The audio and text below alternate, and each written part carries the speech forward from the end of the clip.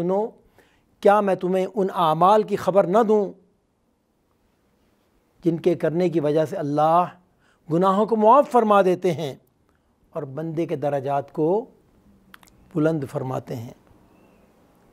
صحابہ جو ہمیشہ اس بات کے متمنی رہتے تھے، اس بات کے مشتاق رہتے تھے کب اللہ کے رسول صلی اللہ علیہ وسلم ہمیں کوئی بات بتلائیں، جواب میں عرض کرتے ہیں قالوا بلا یا رسول اللہ، اے اللہ کے رسول صلی اللہ علیہ وسلم ان اعمال کی خبر آپ ہمیں ضرور دیں جن کے کرنے کی وجہ سے اللہ گناہوں کو معاف فرما دیتے ہیں اور بندے کے درجات کو بلند فرماتے ہیں۔ چنانچہ نبی اکرم صلی اللہ علیہ وسلم نے ارشاد فرمایا 3 اعمال ایسے ہیں جن کی اللہ کے ہاں بڑی قدر و منزلت، بڑی شان و عظمت ہے،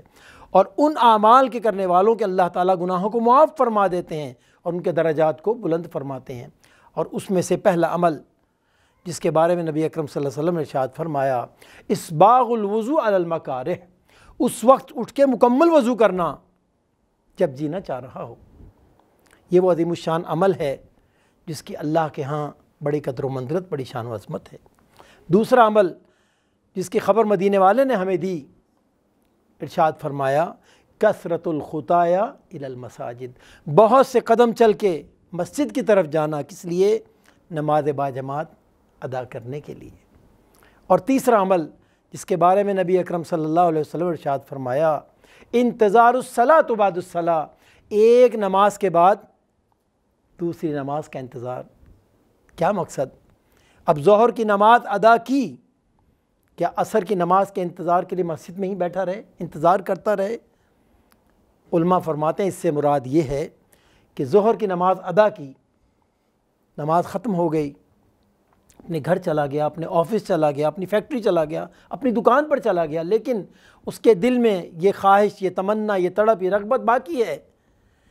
کہ کب عصر کی اذان ہو، کب اللہ کا منادی اذان دے، کب میں اپنے اللہ کے حضور حاضری دوں، کب میں اپنے رب کے سامنے قیام کروں، رکوع کروں، سجدہ بجا لاؤں۔ جس کے دل میں یہ تڑپ، یہ خواہش ہوگی، اللہ تعالیٰ اس کے گناہوں کو معاف کر دیں گے اور اس کے درجات کو بلند فرمائیں گے۔ اور آگے نبی اکرم صلی اللہ علیہ وسلم اسی حدیث میں ارشاد فرماتے ہیں ذالکم الرباط، ذالکم الرباط، سنو جو شخص ان اعمال کو کرتا رہے گا وہ اس مجاہد کے اجر و ثواب کو پہنچ جائے گا جو اسلامی سرحدوں کی حفاظت کرنے والا ہے۔ اللہم صلی علی سیدنا محمد وعلی